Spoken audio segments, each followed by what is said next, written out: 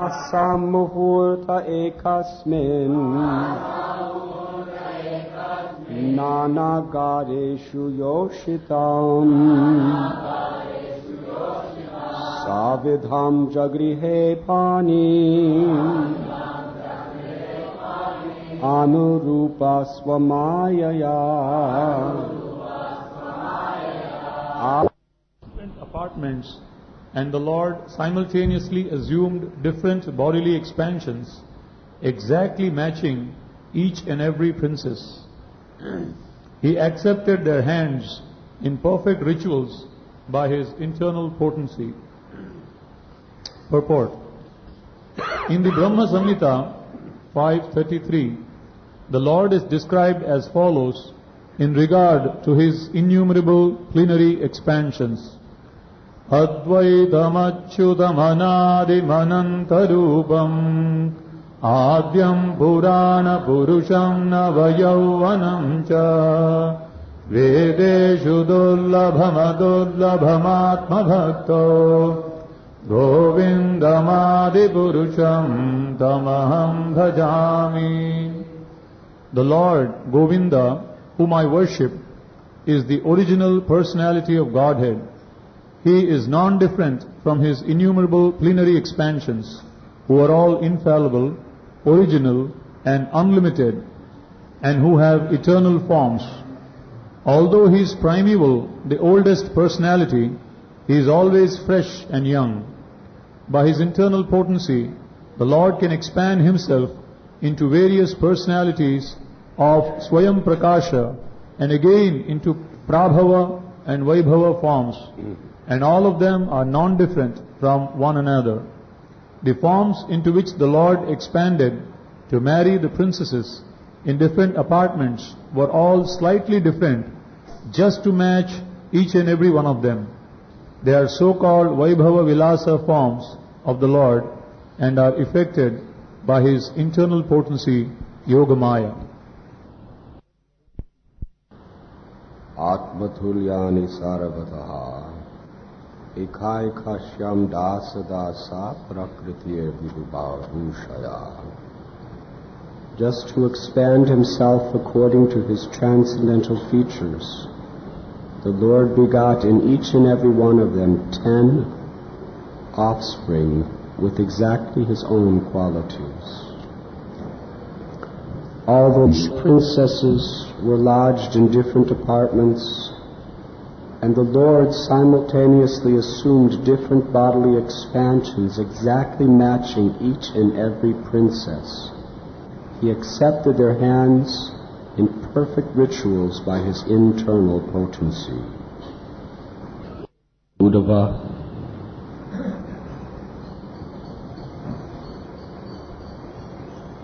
is now remembering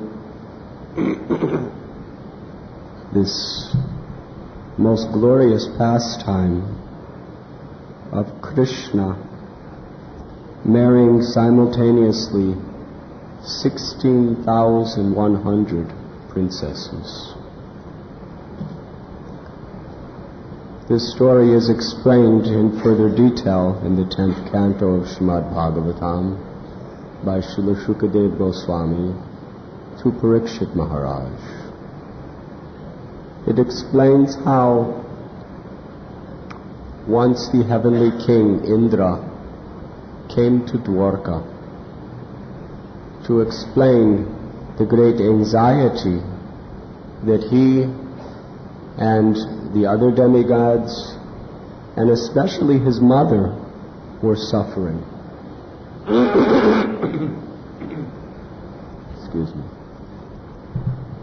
There was a great demon of the name Narakasura, whose other name is Bhaumasura. He was born of the earth. He was so powerful that he could conquer all directions. And he conquered even the planets within the sky, so much so that he forcibly stole the earrings of the mother of the demigods, Aditi. He forcibly took the umbrella, the sacred symbol of Varuna. He also stole away the beautiful peak of the Mandara mountain, which was used as a favorite vacation spot for all of the demigods. He created so much havoc. He would conquer sages, rishis, demigods, kings, and he would steal from them their beautiful daughters and keep them imprisoned within his own palace. But the demigods could not stand before Bhaumasura. So they approached Krishna. Please help us. So Krishna, in response, always anxious to please those who take shelter of him, he decided to take his wife Satyabhama on this great excursion to fight the demon Bhaumasura. And Vishwanath Chakravarti Thakur describes how Krishna was thinking when he decided to take his wife for battle. For several reasons. One is that Satyabhama, when she saw that Rukmini had the beautiful Parijata flower from the heavenly planets, he understood that she also wanted one. So he was thinking that when he goes to return the articles to the demigods at Amaravati, the abode of Indra, he would also collect for her a Parijata flower to make her happy. And also, the earth is the expansion of Satyabhama. And since he was going to be fighting the son of Mother Earth, he didn't want to happen to kill him without the permission of Satyabhama, who was the mother of the earth planet. If she gave permission, then there would be no injustice in murdering this demon.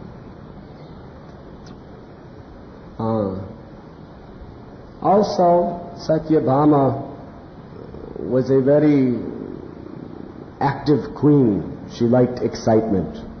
So he was thinking this would be very pleasing to her to participate in this great battle. So he and Satyabhama boarded on the bird carrier Garuda, and so beautiful and graceful, Garuda was flying through the sky until they came to the kingdom of Narakasura. Very terrible kingdom. No one could penetrate this kingdom.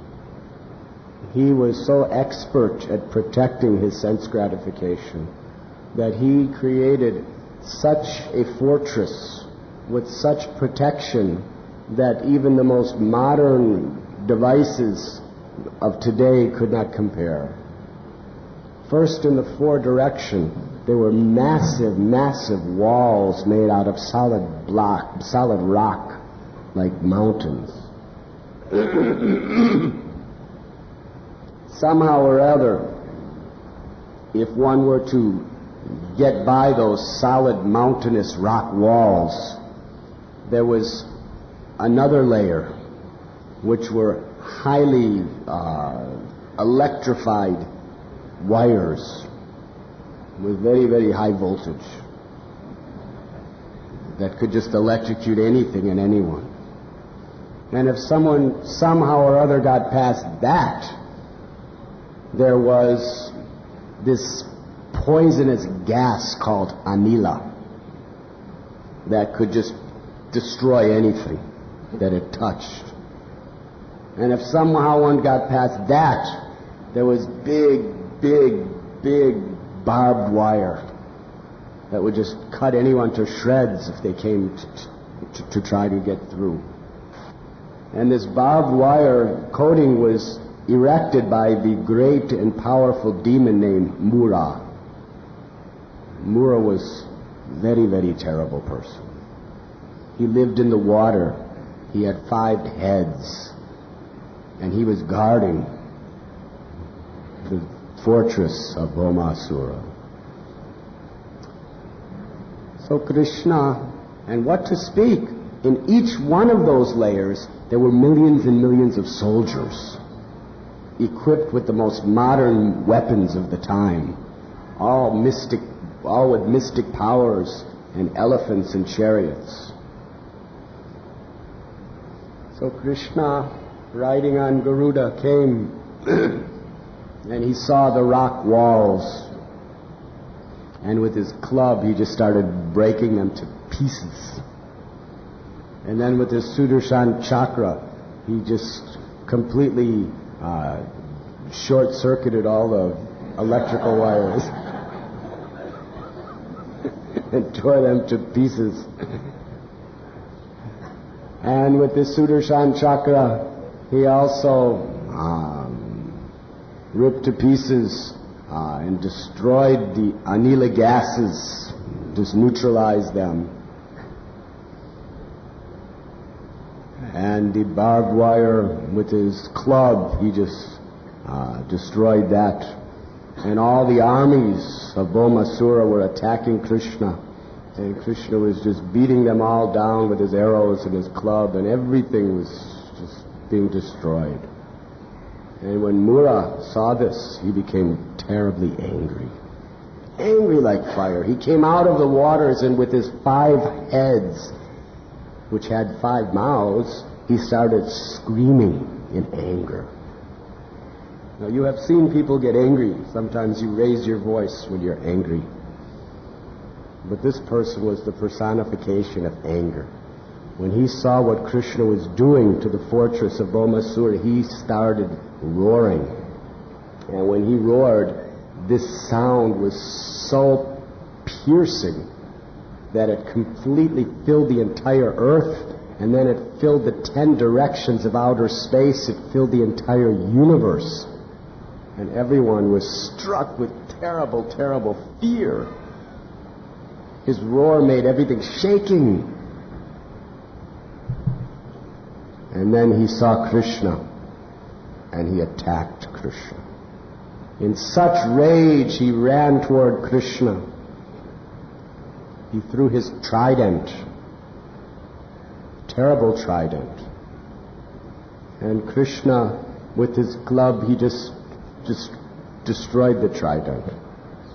Mura sent so many different weapons, and Krishna destroyed all of these weapons. And then finally Mura himself, he attacked Garuda. And he threw weapons at Garuda. And Krishna just took an arrow and made that weapon disintegrate. Then he started pounding on Krishna.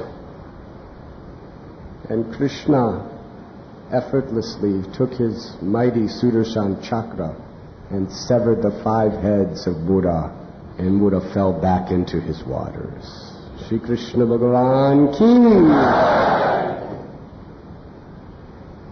After all of the various layers of the protective fortress of Bhaumasura were destroyed, and alas, Mura was destroyed, Bhaumasura himself came out with all of his armies.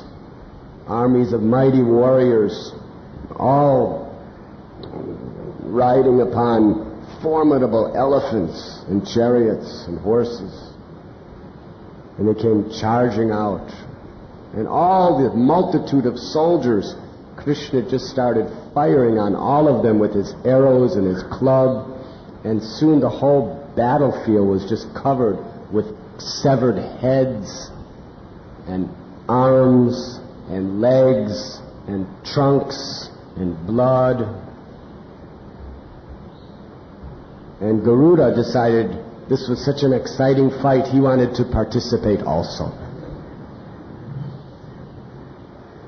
So as the fight was going on, these massive elephants who were carrying, it was the Lord was fighting against the soldiers, and Garuda was fighting against the carriers. And he started beating the elephants with his wings and biting them with his beak and scratching them with his claws. And the elephants were in so much pain, they just all ran away with their masters. And when all the elephants ran away, Bhaumasura was left completely alone on the battlefield facing the Supreme Personality of Godhead, Krishna. Bhaumasura, he took his mighty weapons and started throwing them at Krishna.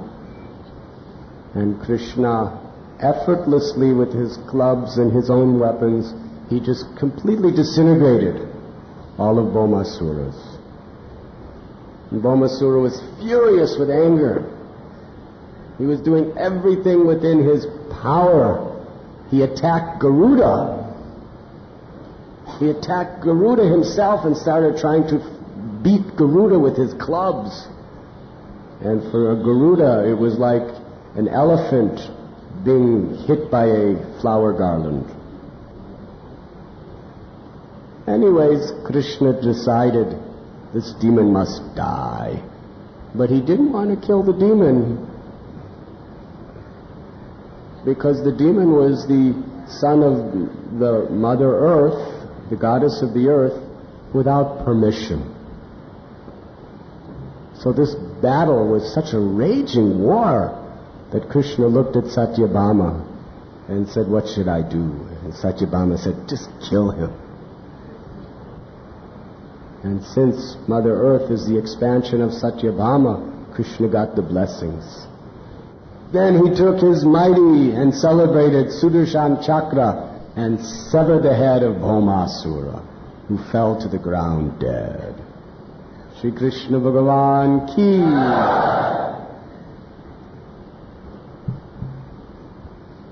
After all of the armies, Mura and Narakasura lay on the battlefield, defeated by the prowess of Krishna, Krishna entered into the palace. And as he came into the palace, there were 16,100 queens. They were all young girls. And actually, each and every one of them was an expansion of Lakshmi Devi, the goddess of fortune. And as we explained, they were all the beautiful, beautiful, chaste and lovely daughters of demigods, rishis, and kings of various places. And they had all been kidnapped by Bhaumasura. When Krishna entered into the palace, they all fell in spiritual love with Krishna.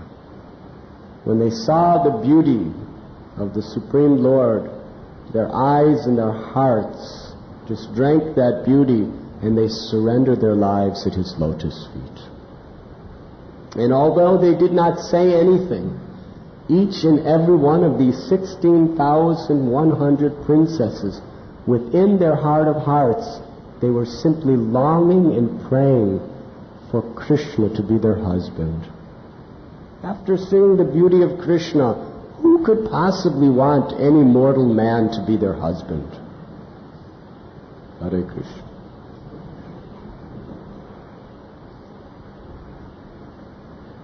So this was their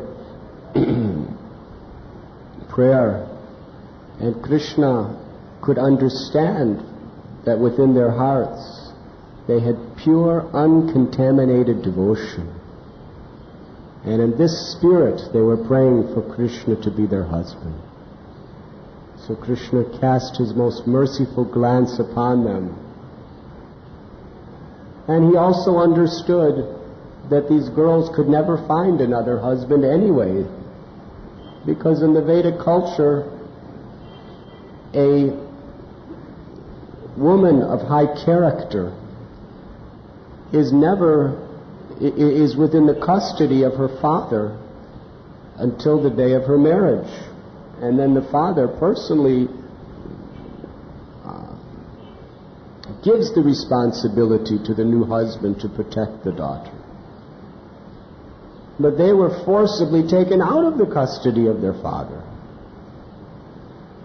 And in this way, they were living in the palace of an asura. So Krishna wanted to fulfill their uncontaminated, pure, loving desire to serve him as wives. And therefore Krishna sent 16,100 palanquins with a princess on each one back to Dwarka. He also sent 50 beautiful, beautiful white elephants, each with 4 tusks, who were descendants of Airavata, from the palace of Bhaumasura back to Dwarka. And there was so much wealth, so many riches, so much jewels and gold and precious articles that Bhaumasura had stolen from the various defeated opponents. He sent so much back to Dwarka. And then Krishna himself returned to Dwarka. But on the way he decided to deliver, personally hand deliver back to the demigods what they requested him to obtain. So he went to Amaravati, to Indra's abode, and there he personally gave the earrings that Bhaumasura had stolen back to Aditi, the mother of Indra. These earrings were shining jewels and gold that shone brilliantly, heavenly jewels. And then he gave the umbrella back to Varuna. And Satyabhama, she was actually helping Krishna to give back these gifts. And they gave back the peaks of that celebrated mountain, which is one of the favorite vacation places of the demigods. And all else that the demigods longed to get returned, Satyabhama and Krishna gave them back. And Indra was so pleased, he was so happy that he placed his head and his crown on Krishna's lotus feet. And he worshipped Krishna with folded hands. So being satisfied by the worship of Indra, Krishna and Satyabhama left, riding on the bird carrier Garuda. And on the way, they were passing Indra's garden, and they saw the trees of the Parijata flowers. When Satyabhama saw the Parijata flower, she said, Rukmini has this flower. I would like a flower also from Parijata. Because these flowers, they do not wilt and become spoiled like the flowers of this world. The flower actually lasts for a long, long time and maintains its texture, its freshness, its fragrance. These are heavenly flowers. And one Parijata flower can make an entire garden so opulent and fragrant. So Krishna said to Satyabhama, why you only want one flower? I will give you the whole tree. So Krishna plucked the Parijata tree and gave it to Satyabhama. When Indra and the Devatas saw this, they became very angry. What is this nonsense Krishna doing? He took a Parijata tree from our garden without our authority. So Indra became so much disturbed that he brought his armies and he attacked Krishna and Satyabhama. And Krishna very easily defeated Indra and brought him back to his sane position as a humble servant. And after Krishna just totally humbled Indra, and then Indra begged forgiveness and prayed to Krishna for his mercy. This is the nature of people who approach God with a materialistic motive. Indra is a great soul, but Krishna uses him to display so many lessons to the world. A materialistic person who worships the Lord will be very, very anxious to glorify the Lord and serve the Lord and honor the Lord with all one's energy, as long as he needs something from the Lord. So when Indra was completely defeated by Bhaumasura, and his mother was suffering because her earrings were taken away, and he was suffering, and all the demigods were suffering, they turned to Krishna because there was no other shelter. And when Krishna fulfilled their material desires by giving them back their material attachments, Indra was so much a devotee. He was worshipping the Lord and humbling himself before the Lord and offering prayers to the Lord. But as soon as the Lord took something away from him, he became the Lord's enemy. This is the tendency of a person who is too much infatuated by material attachments. When we need something from God, we worship him. But when things do not go our way, we reject him. We become his enemy.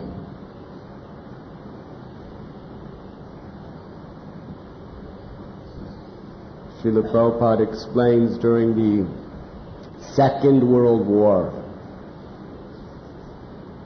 the German soldiers were in the battlefield, and the Allied soldiers from England and other countries, France, they were in another battle. They were fighting against them in the battlefield. So the wives of the German soldiers were going to church and praying to God, please send our husbands back alive.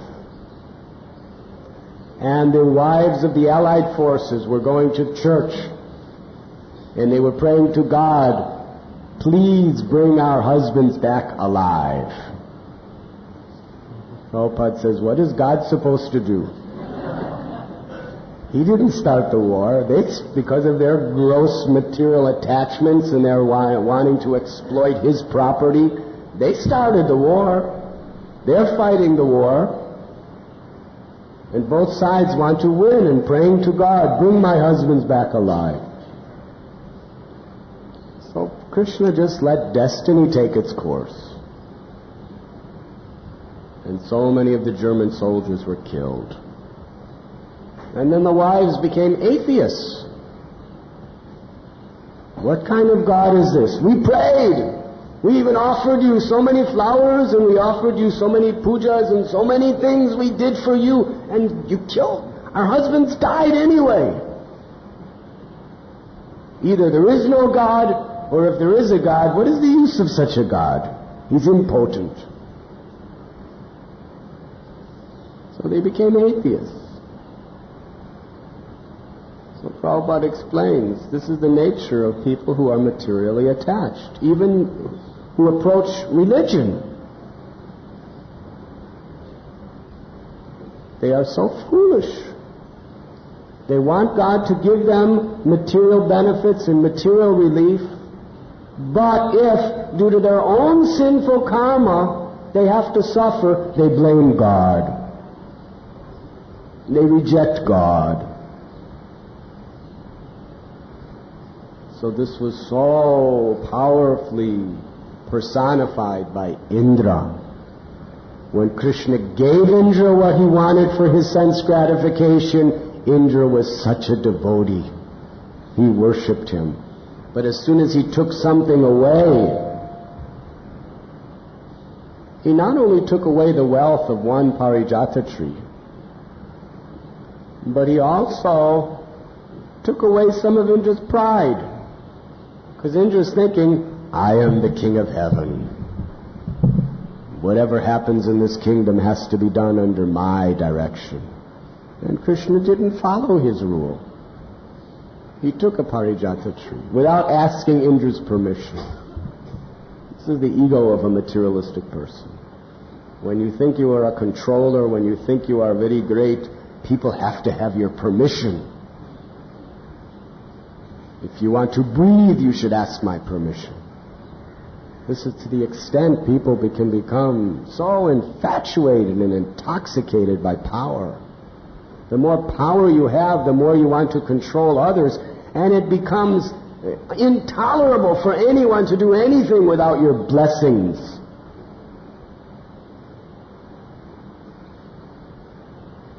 So Indra was humbled before everyone, and he didn't like this. So he fought Krishna. He attacked Krishna. But Krishna made him look like a total fool in front of everyone by just beating him down. And sometimes when we become infatuated and intoxicated due to material attachments and power and prestige and high learning and good abilities, Krishna just has to cut us down and to show the world that we're just helpless, defeated, insignificant creatures. Srila Prabhupada used this word. He said Indra was shown to be a defeated, insignificant creature after Krishna defeated him. So then Krishna returned to Dwarka,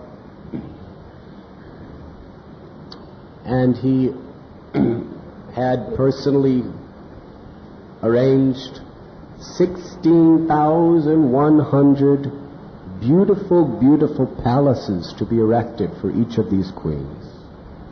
Previously, Krishna had already married 8 wonderful queens, headed by Rukmini, Satyabhama, Jambavati, Satya, Nagnajiti, many beautiful queens, Lakshmana, and so on. So, to just fulfill the desires of these pure devotees, Krishna decided to have a grand marriage ceremony for each and every one of them simultaneously. Marriage like no one has seen on this earth. When Krishna wants to get married in Dwarka, can you imagine the festivities and the opulences and the decorations of such a marriage? Here, Bombay, the big wealthy people, they have a marriage in a racetrack. Really, they do. The biggest, wealthiest people with the most prestige, they get married at a horse racetrack, where people just go to gamble and bet. And they decorate it with so many, they spend crores of rupees just in decorations, and they bring in cooks from all parts of the world, and they have so many different types of preparations, just hundreds of preparations. There's whole sections, Italian cuisine, and Chinese cuisine, and French cuisine, and African cuisine. And then there's American cuisine. Whatever that is, no one knows. It's kind of a mixture of everything else with extra salt and pepper. And then they had Rajasthani cuisine and Tamil Nadu cuisine and Karnataka cuisine and Maharashtrian cuisine and Himalayan cuisine. They had cuisines from everywhere. Everywhere you go, and there's all like 10, 15 preparations in each of these places. And then they have Arabian cuisine and Iranian cuisine, and all these smells and fragrances. The crores of rupees lax just on food. And the poor guest, how much can a person eat?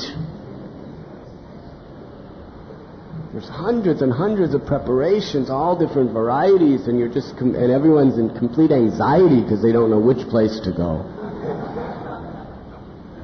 They're asking around, which one did you like best? My stomach's only this big, I can only fit so much, I want to find the best. Well, they're all good. and you don't know what to do. And there's bands playing, and as the dignitaries walk in, people give them garlands and announce on the loudspeaker, the Prime Minister has just come in. The Honorable Governor of Maharashtra has just come in. The Honorable Head of the Mafia has just come in.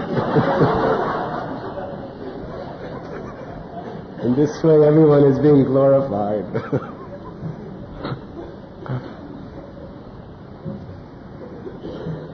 And then, the brahmacharis have come in.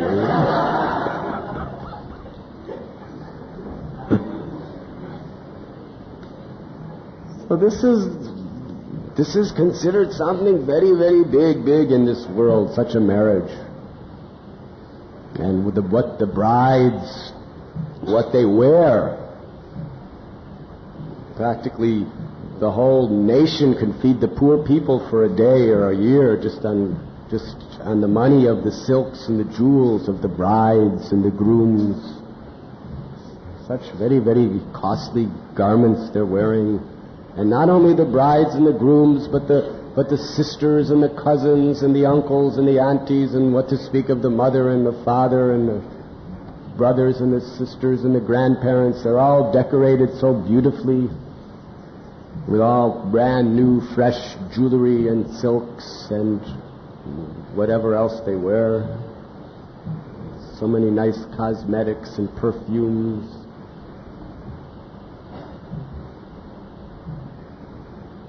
And at the end of the night, then they have to come home and they have to live with they have to tolerate each other for the rest of their lives. Hare Krishna. But this is just the marriages of Mumbai. Can you imagine the marriage of Krishna to his queens in Dwarka? What kind of marriage? What kind of palaces and what facilities? And Krishna expanded himself into 16,100 forms, each unique form. They were each, according to Vishwanath Chakravarti Thakur, they were all Krishna's original Dwarkanath form. They were prakash, expansions. And of these forms, they all had unique qualities just to match the particular queen that he was going to marry. And not only that, but just see Krishna's power in opulence. Not only did he expand himself into 16,100 forms, and without any energy, he created a wonderful, wonderful marriage ceremony in each of these 16,100, all with beautiful bands and festivities and so much decorations. But you can't have a marriage unless your mother and father, Vasudeva and Devaki, and all your relatives, Ugrasena. What would happen if they went to one marriage and not the other 16,099?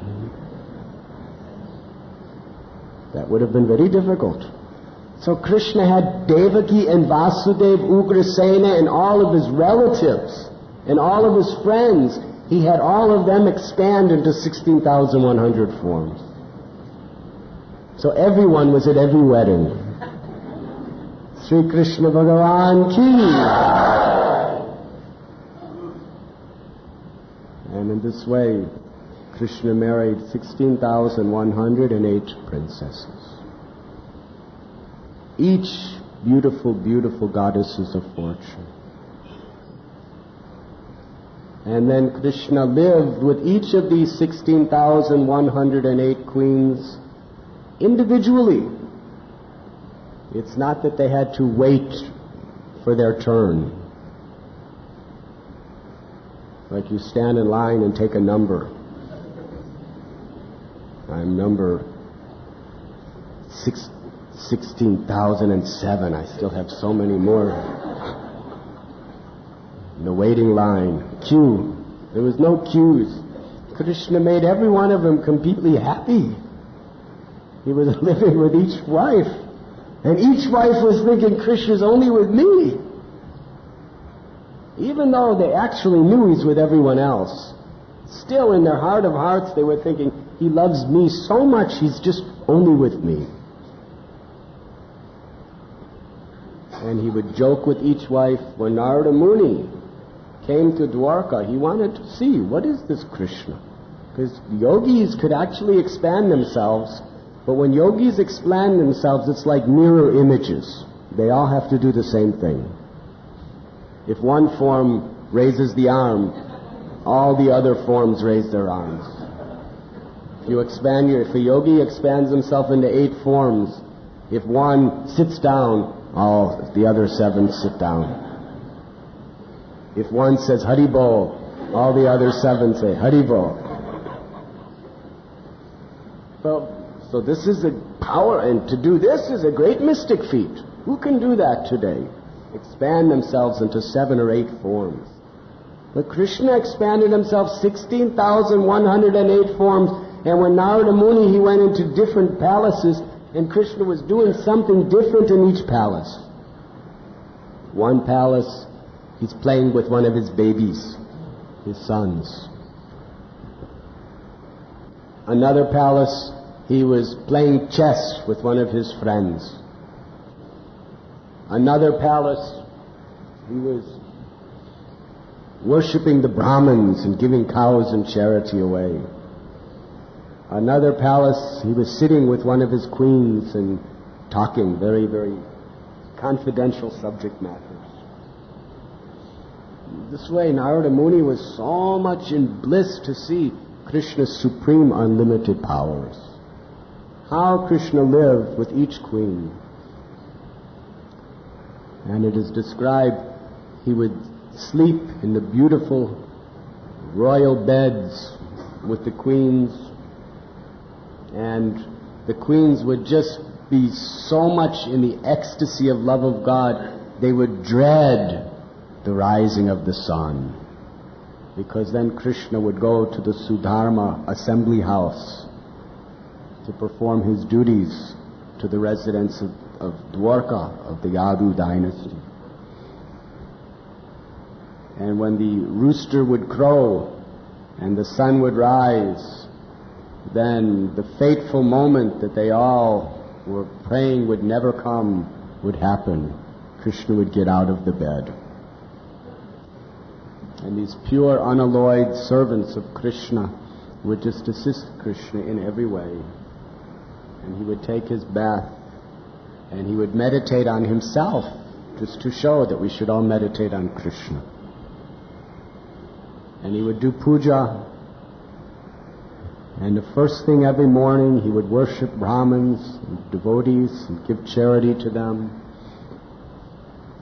And after performing all these beautiful morning duties, he would come out and his queens would all be waving goodbye and offering their pranams with their hearts. And then all the 16,108 forms would merge into one. And then he would come into the Sudharma assembly house. Because there was no need for 16,188 Krishnas when they're all sitting next to each other in the parliament of the Yadus. They would all become one. And then when it was time for him to go home to his palaces, he would expand again into 16,108 forms. And in each of these queens, Krishna begot 10 children.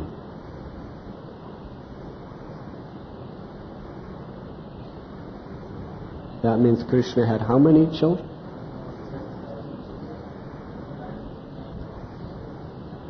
Over 1,61,000 children. That means 161,000 children plus. And then from each of those children, he had 10 grandchildren. How many is that? Huh?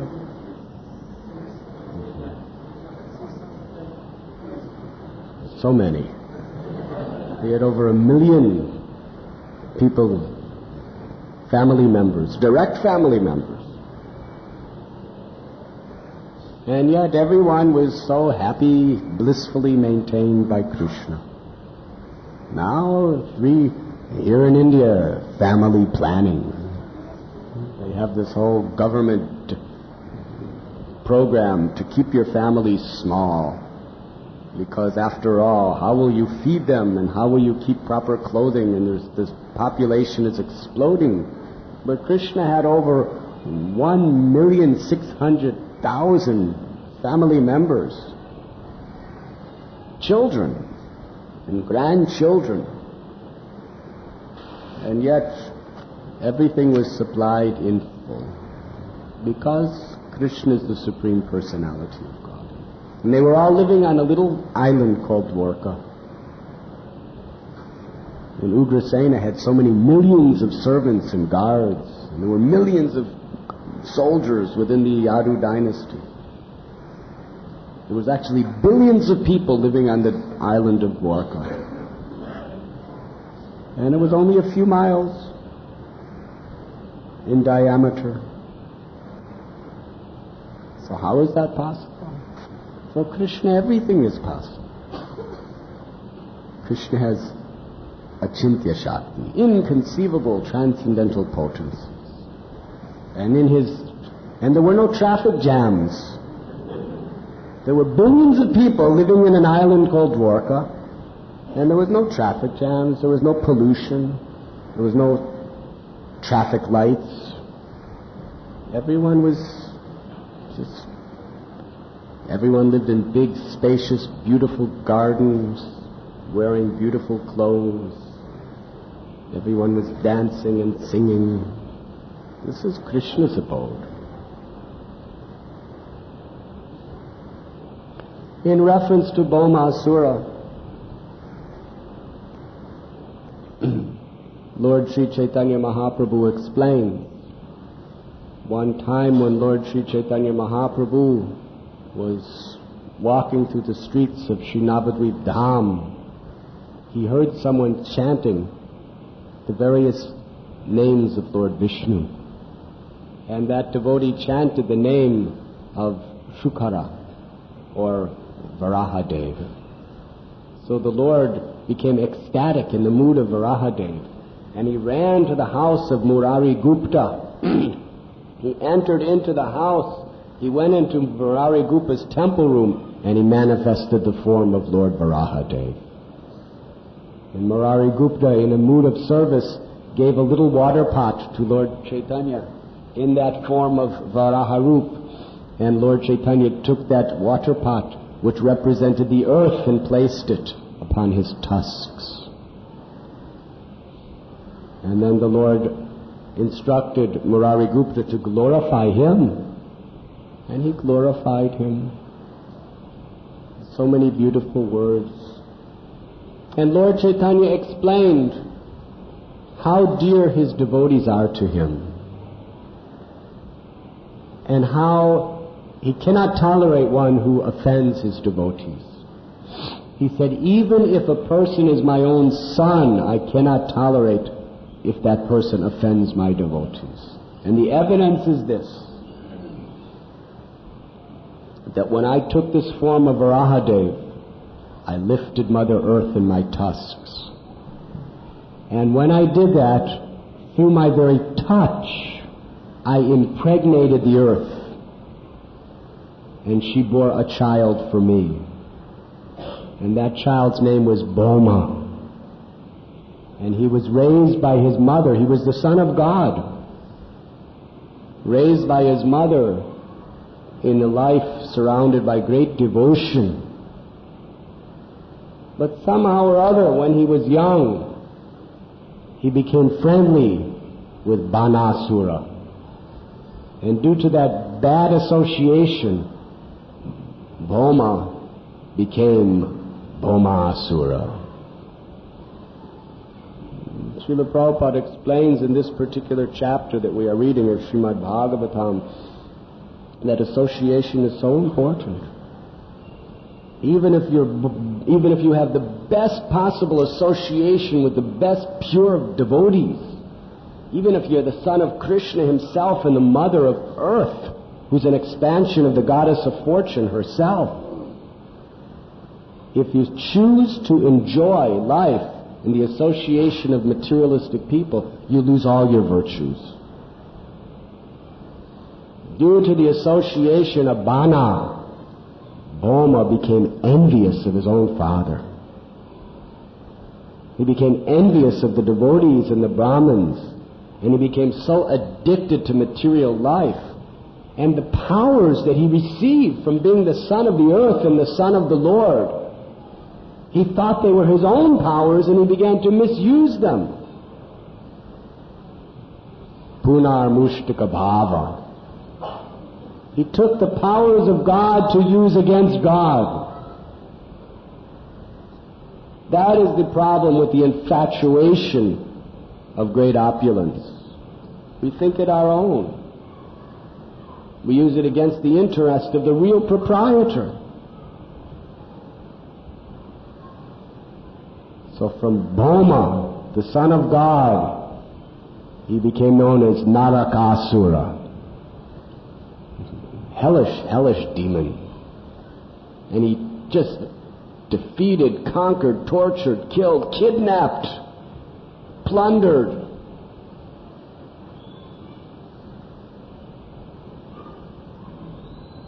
But ultimately, he offended devotees. All these beautiful women, they were all Krishna's devotees, and he offended them. And when he offended the devotees, Lord Chaitanya, in his form of Varaha, said, "Then I could not tolerate. I destroyed him." Please know, even if a person is my own son, if he offends my devotees, I must destroy him.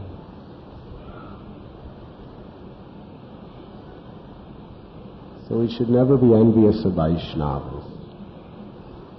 We should always aspire to be the humble servant of the servant of the servant of the Vaishnavas. This is the great lesson to be learned from this wonderful narration. Thank you very much. Is there any questions? Yes? Hare Krishna Maharaj. Maharaj, what would be the approximate area of the city of Dwarka according to today's calculations? It is explained in Srimad Bhagavatam exactly. Does anyone remember? We can tell you later. But it is in the 10th canto as well as in Krishna book. It describes the dimensions of the island of Dwarka. And it's submerged under the sea right now. It's submerged under the sea, I believe. It's submerged under the sea at present, or at the time of Krishna, when he decided to put the final end to his final chapter of his Leela in this earth, most of Dwarka went under the sea. Some parts of it still remain, but most of it went under the sea.